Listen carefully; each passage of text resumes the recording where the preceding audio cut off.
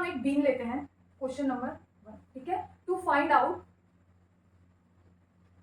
Out static indeterminacy, ठीक। यहाँ पर हमको एक बीम दिया हुआ है जो यहाँ फिक्स है, यहाँ पे हिंज है और यहाँ पर रोलर लगा हुआ है, ठीक है। ये अपने को दिया हुआ है। अब हम लोग को पता है क्या दिया हुआ है, बीम है, तो इसमें कौन सा फॉर्मूला लग जाएगा, फ्रेम का फॉर्मूला लग जाएगा। तो क्या होता है, डीएस का फॉर्मूला अपन ने क्या देखा अभी, 3m plus are e minus 3j, ठीक। अब देखते हैं टोटल नंबर ऑफ मेंबर कितने हो गए।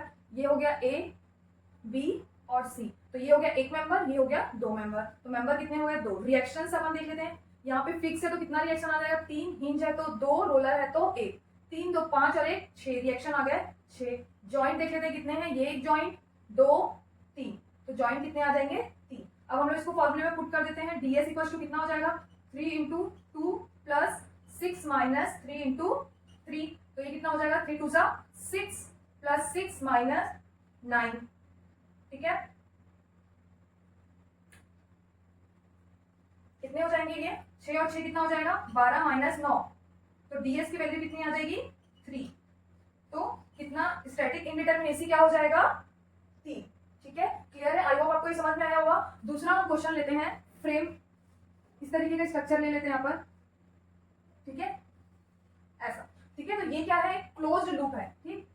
अब देखो इसका हम फॉर्मूला लिख लेते हैं, ds इक्वल्स टू, ठीक है, मैंने कौन सा फॉर्मूला बताया था, r e minus 3 plus 3c minus r r, ठीक है। यहाँ पे कहीं भी इंटरनल हिंज दिया हुआ है क्या, नहीं दिया हुआ है, तो ये आर आर की वैल्यू क्या हो जाएगी, 0। अब देखते हैं रिएक्शन, यहाँ पे कितना फिक्स है, ये भी फिक्स है, तो यहाँ पे 3 रिएक्शन आ जाएगा, यहाँ पे भी 3 रिएक्शन, तो रिएक्शन की वैल्यू कितनी हो जाएगी, 6।